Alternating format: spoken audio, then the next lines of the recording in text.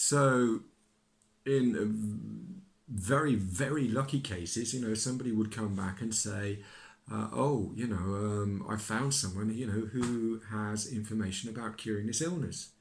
And point being here, of course, that, I fell into this category. I was literally like that person 2,000 years ago, or 5,000, 10,000, 50,000 years ago, who was told just to go and look for a cure. That's really all you can do. And it makes me wonder really how many people are still on this quest at the moment as I'm narrating this video, without even, as I say, you can be sent on this quest without even realizing, when you don't have even a, you don't, these people, many of these people wouldn't even realize it was cancer. They were just looking for cures to these symptoms. They wouldn't have known it was cancer. So, as I say, a very, very ancient problem, and one that would have been normally met with a failure, not just failure for days or weeks, months, but literally this quest could have gone on for years, until the patient died with no successful feedback. And therefore you can only imagine the joy, when somebody would stumble upon somebody like Jesus, 2,000 years ago, and you present with all these, hey, my husband's come down with all these symptoms. Oh yeah, go and see this guy, Jesus Christ. He's like one of the very few people that, might have an answer to this problem. Lo and behold, you reel off all these symptoms. Jesus is like, oh yeah, I know what that is. You wouldn't, this is the stupid thing. He wouldn't have even had to meet the patient. As soon as like all these symptoms were reeled off, he'd be like, oh yeah, I know what that is. And the point I'm getting to here is that we haven't just assassinated, the cure to sinus cancer once. This has probably happened a lot of times. If we wind back the clock, that we've been living in cities for 50,000 years. This is sophisticated cities, with running toilets. And it's highly likely that we've assassinated the cures to sinus cancer multiple times. A dozen times is an underestimate probably. It's probably likely more than that, maybe 25 times, maybe even, who knows. But this is a massive problem, and what I'm touching upon here is just the tip of an iceberg. So you can perhaps begin to imagine why people like my father have been instigating this campaign of terror upon me that started in 2014, merely to try and keep the lid on this huge scam and this worldwide racket that started thousands of years ago just to make easy money from sinus cancer patients. And what I'm getting at here is basically a Titanic situation. A lot of businessmen, Donald Trump type sort of businessmen, who organised this cancer research scamming racket many thousands of years ago, the oldest scam on the planet, just to use mutilated people to collect vast sums of money, while the same people are collecting the money, also assassinating people with the cures, and no one's ever going to find out. This massive elephant in the living room, and of course, something that again is, so big that it's happened multiple times without us even realising. And of course, the other point I'm getting to here is all in the Bible. If we read in between the lines of the Bible, and this legendary guy that cured, these illnesses, where other people couldn't manage, nobody else could manage it. He was like an angel that floated down from heaven and could reverse terminal horrible illnesses where nobody else could apparently manage to. Then this clearly points to the fact that one of these illnesses was sinus cancer. I don't think there's any other illness on this planet that is quite like sinus cancer in its nature to cause such horrific mutilations, such horror, such terrifying results, with so few people having an answer to it. And it's the most classical disease on the planet, really, as far as one that can be used to make money, keep people in the dark and terrorize them. So, as I say, the sailing of this boat, the Titanic, matches really everything about this scam in every detail at the moment. These people had rose-tinted spectacles and quite clearly saw the opportunity to rig the machine. And I'm talking about assassinating people with cures quite simply has the effect of creating a never-ending jackpot payout.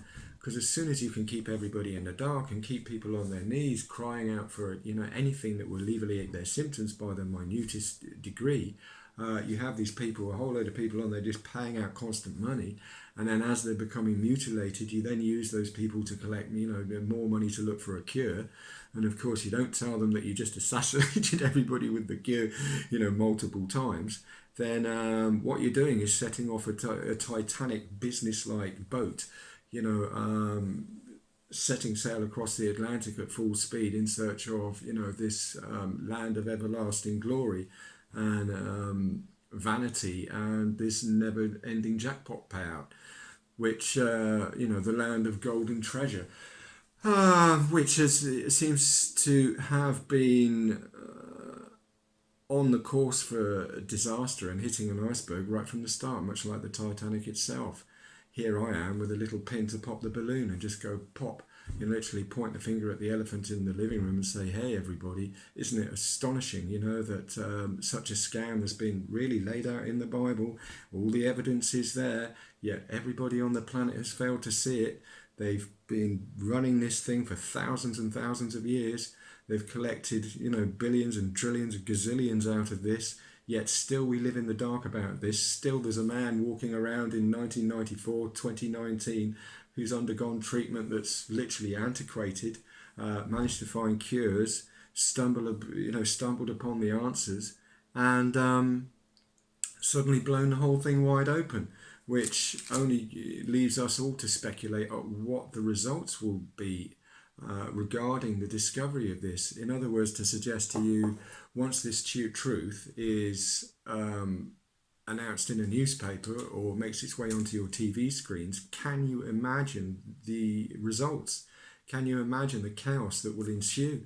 Can you imagine the anger, frustration and protest from people who have been put through this mincing rack, and this horrible racket, only to discover, like I have, that the whole thing was a scam right from the start. And what this basically points to now is a huge war happening on our own doorstep.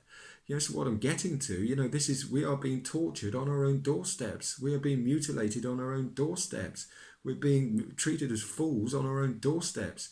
Before we're being sent out to war, before we're being asked to fight for our country, people are walking around, being tortured and mutilated right here, on our own doorsteps by charity scams that were set up thousands of years ago.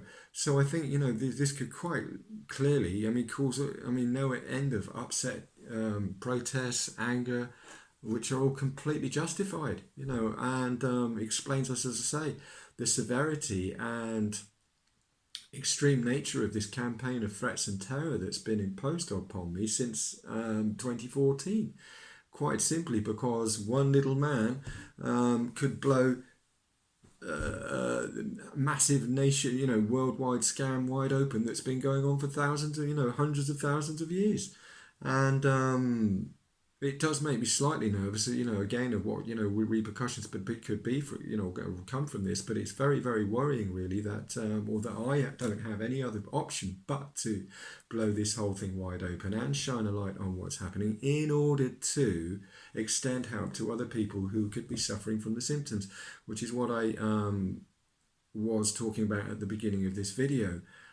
It's the purpose of this video. The bottom line is to try and extend help to other people suffering from these symptoms and help you avoid the horrible ordeal that I was put through, the suffering that I was put through, just to discover at the end of the 25 years of suffering like I was forced to endure, that the whole thing was a scam right from the beginning, which is nothing more than just the biggest disappointment and letdown you can imagine.